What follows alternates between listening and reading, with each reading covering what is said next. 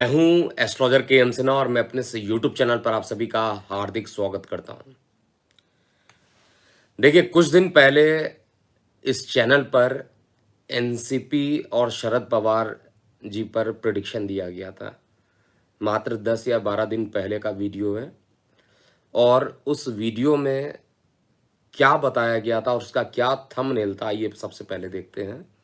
और इस वीडियो में हम ये समझेंगे कि क्या एनसीपी अब किसके पास जा रही है, क्योंकि जिस तरीके से शरद पवार ने त्यागपत्र दे दिया है, तो कोई ना कोई ऐसा होना चाहिए जो कि एनसीपी को लीड कर सके। तो आज के इस वीडियो में हम सबसे पहले यही चीज़ समझेंगे कि एनसीपी का आगे क्या होने वाला है। इस समय दिल्ली से लाइव हूँ और सबसे पहले हम उस वीडियो की क्लिपिंग को देखेंगे जो एनसीपी के लिए बताया गया था। अक्षरता वही बात हुआ। और दूसरी अपडेट मैं ज़रूर निफ्टी पे भी करूँगा। मुझे पता है कि आप लोगों ने कई लोग बहुत ज़्यादा परेशान हैं इस चीज़ को लेकर, तो शेयर मार्केट पे भी अपडेट इसी वीडियो में मैं करूँगा। तो स्टार्ट करते हैं। सबसे पहले जो प्रिडिक्शन सत्य हुआ है, प्रिडिक्शन में अगर आप जाइएगा तो हाँ, प्रिडिक्शन अगर आपको दिख रहा होगा, ये प्रिडिक्शन दिया गया था। इसका थंबनेल था क्या एनसीपी टूटने वाली है, ऐसे करके एक आपका प्रिडिक्शन दिया गया था, क्या एनसीपी टूटने वाली है। आप यहाँ पर देख सकते हैं, ये प्रिडिक्शन दिया गया था और इसके अंदर क्या चीज क्या कहा गया था, इसको देखते हैं। मिनट है, अहमदनगर महाराष्ट्र में हुआ था। इनकी कुंडली जो है तुला लगन 23 जो कुंडली बनती है 22 जुलाई 1959 13:42 मतलब दोपहर का 1:42 है, अहमदनगर महाराष्ट्र।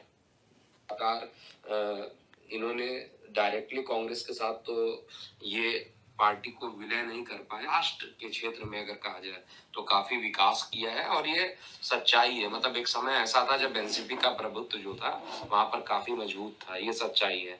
लेकिन अब हम बात करते हैं कि क्या होने वाला है।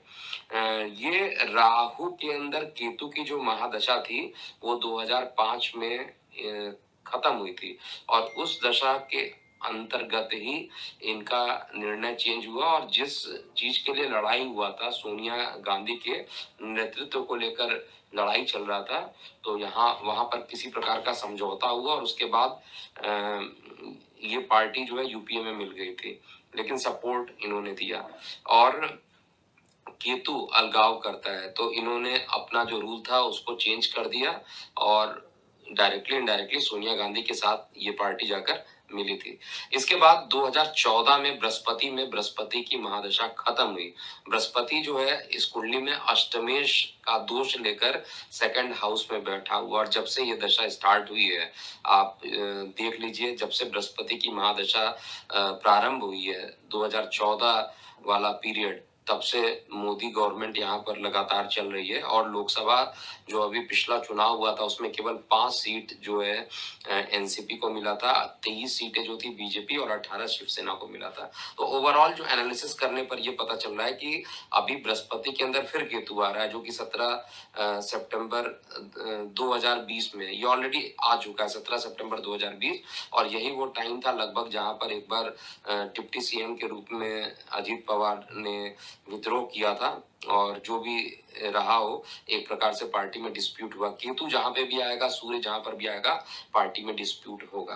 अब पुनः एक बार बृहस्पति के अंदर सूर्य जो है 17 मई 2023 से प्रारंभ हो जाएगा। और जब 17 मई 2023 से ये प्रारंभ हो जाएगा तो लगभग 6 महीने का जो अंतर रहेगा, वहां पर एक बार पुनः विद्रोह की लहर फिर से हो सकती है, या ये सोची समझी रणनीति हो सकती है। क्योंकि यहाँ पर जो सूर्य है लग्नेश है, लग्नेश कभी भी अपने आप को अलग नहीं करेगा। लेकिन जब बृहस्पति में सूर्य चलेगा, बृहस्पति से सूर्य जो है वो नवम पंचम योग भी बना रहा है, तो किसी तरीके से, क्योंकि सूर्य के साथ केतु मिला हुआ है, इसलिए अलगाव तो होना है। और अलगाव जो होगा वो माइंड से किया जाएगा, मतलब पूरी प्लानिंग करके किया जाएगा और 6 महीने के अंदर अंदर ऐसी स्थिति बन सकती है।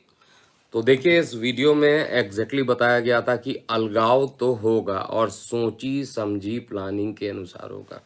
ये 2 वर्ड मैंने ये बोला था कि अलगाव होगा, तो अलगाव का क्या मतलब होता है, किस तरीके से अलग हो रहे हैं, आपको पता है कि ये जो अलग हुए हैं यानी त्यागपत्र दे दिए हैं, इसका मतलब एनसीपी में ये हट चुके हैं, अब कोई ना कोई दूसरा लीडर आएगा। और ये एक बड़ा जो इस चैलेंज के कारण जो है कुछ ना कुछ परेशानी अभी ज़रूर आई है, और आने वाले समय में क्या रहेगा, किसके हाथ में सत्ता जाने वाली है एनसीपी की, आइए हम इस वीडियो में। तो मैं यहाँ पर यही बता रहा था इस चैनल के माध्यम से कि अलगाव होना था, और अलगाव होने के कारण ये कंडीशन डेवलप हुई है, और ये जो कंडीशन डेवलप हुई है वो निश्चित रूप से कहा जाए तो आने वाले समय के लिए बहुत अच्छी नहीं है। और ये सत्ता किसके पास जाएगी, अब जैसे लोग कई प्रश्न पूछ रहे हैं जब से ये अलगाव हुआ है, उसके बाद लगातार लोग प्रश्न पूछ रहे हैं कि क्या ये पवार यानी अजीत पवार के पास ये सत्ता जाएगा या सुप्रिया सूले जी के पास ये सत्ता जाएगी, यानी एनसीपी का फ्यूचर क्या होगा, क्या एनसीपी अब खत्म हो जाएगी, क्योंकि एनसीपी में दरार तो पड़ चुका था, ये कन्फर्म है। जिस तरीके से शरद पवार जी का स्टेटमेंट भी था कि यहाँ पर रोटी को पलटने वाला समय आ गया, इनका ये स्टेटमेंट था, मतलब रोटी जल जाती है अगर ये स्टेटमेंट उनका, अगर ये कहते हैं कि अगर ये स्टेटमेंट नहीं लेते तो ये अभी तक परेशान हो जाते हैं। तो मैं ये कहूँगा कि अभी जो परेशानी चल रही है, ये इनकी जो सत्ता रहेगी वो निश्चित रूप से अजीत पवार के चार्ट में ज़रूर दिख रही है, और अजीत पवार के पास में ही ये सत्ता आते हुए बहुत जल्दी दिखाई देगी।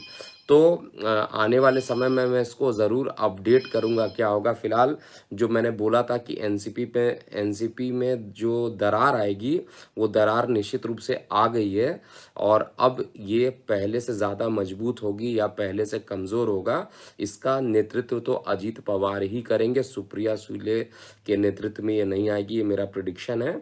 और दूसरी इम्पॉर्टेंट बात यहाँ पर है कि जो आने वाला जो समय रहेगा एनसीपी के लिए, एटलीस्ट 1 से 1.5 साल का जो समय रहेगा, ये थोड़ा चैलेंजिंग रहेगा, और लोकसभा के भी चुनाव जो आने वाले हैं उस चुनाव में भी काफ़ी परेशानियों का सामना जो है ये करना पड़ेगा।